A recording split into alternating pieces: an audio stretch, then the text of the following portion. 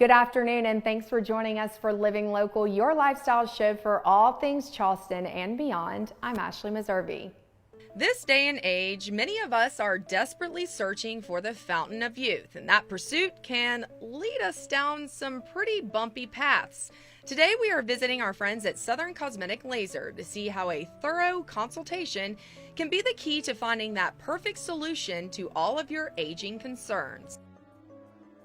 Joining us today, we have Cindy McClure. She's the owner here at Southern Cosmetic Laser. Thanks so much for having us back. Thank you. All right, Nice to be so back. today we're going to talk about the consultation and things like that. So let's just say I'm a patient. I come in and I'm thinking I need one thing like Botox or something like that. What's your process for telling people, kind of guiding them through it?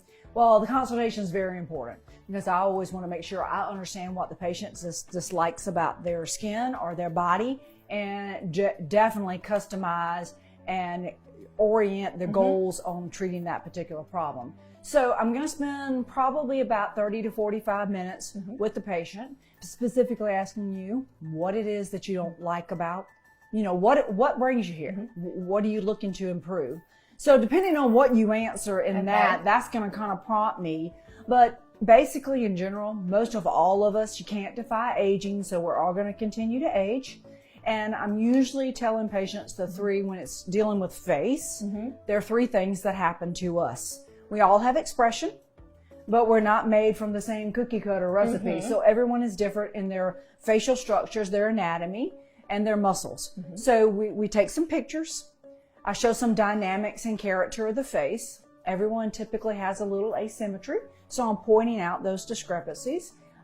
They're usually not bad things, but most patients don't know that there's a little bit of difference in their face. And then I'm going to talk about skin integrity and volumization loss. So basically, I'm trying to tell patients there's three things that happens to them, and I'm always talking about my three fingers, never that I'm pointing fingers at anyone or using that, but I use lots of analogies when I'm, and I love that about unfortunately, you. I think it's great. so I'm trying just to relay where people can actually understand. I love to educate and I love to talk, That's so what I was just therefore, about to say. I'm a talker, so you have to give yourself time. So if it's going to be a quick visit, you're going to have to say, all right, you're going to have to shut up, have to hurry up, I have to go to work. I love that. So therefore, when looking at the three dynamic things that generally we focus on, skin integrity being number one. Skin's the largest organ of the body. So I'm going to look at the overall skin, see, based upon your skin coloring, what are you looking to improve? What are you looking to better? The second thing is expression lines. Usually people say wrinkles, or they'll say this brow's low, expression lines, and then volumization, because we all lose about a teaspoon of volume beginning at age 28 for every decade. So everyone needs some improvement and lifting. And my analogy is you can have a balloon. The balloon can be partially deflated, but you can't get all the wrinkles out of the balloon until you inflate him up a little bit. That makes sense. Okay. So this particular session, we were going to talk about expression and how, even the smallest child, and I guess we're leaning toward the toxins, and I always say toxins. They're called neurotoxins. There are actually 4 of them that are approved in the FDA in the United States right now, and everyone obviously knows Botox as the number one. I have a lot of patients who fear that, oh my gosh, Botox, or I'm too young for Botox. So preventative, people, right? It is preventative and it's proactive, and depending on what you're looking to improve, I can show you lots of pictures, but we use it to relax one muscle region to make another work better. For example, I'm going to pull this board up very quickly, and I show this on your face when you come in because, as I said, everyone has a different anatomy. I mean, everyone has the same anatomy, but different facial structure. And you can't choose who your parents are. So, so when you're looking at a generalized face, usually people complain about lines here, or they'll complain about lines in their forehead. That's usually the first thing that people walk in and say, can do something about that. So you have to understand there's 2 muscles that push in here. They're called corrugators, and there's one or a pair in the middle that tend to pull down.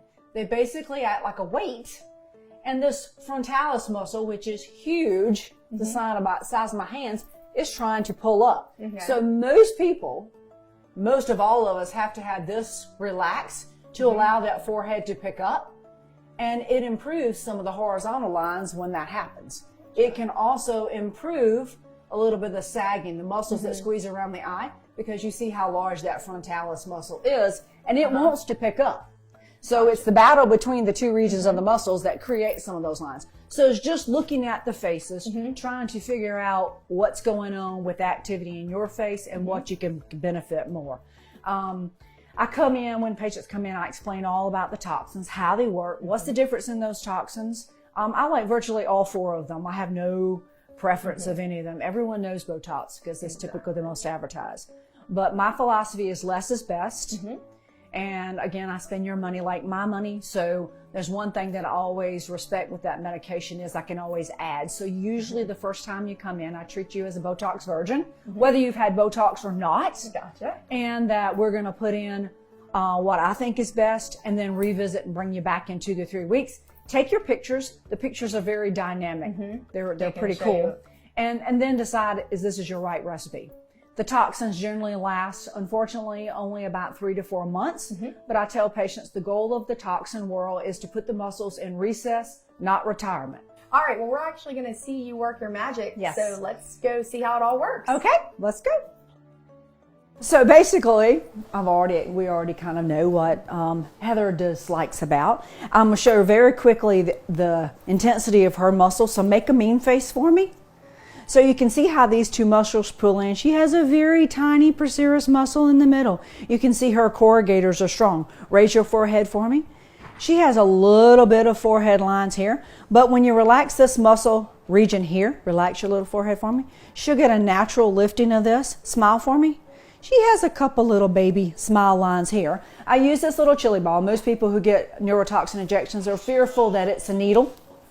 So just to minimize a little bit of pricking, again, my philosophy is I want to make sure you get all the medication and it's going to have full response before I reevaluate your face to see if this is your right dosing for you. And again, not everyone gets the same kind of injections. It just depends on the specifics and the activity of your muscles and the architecture of your face. So it's different for everyone. Thanks.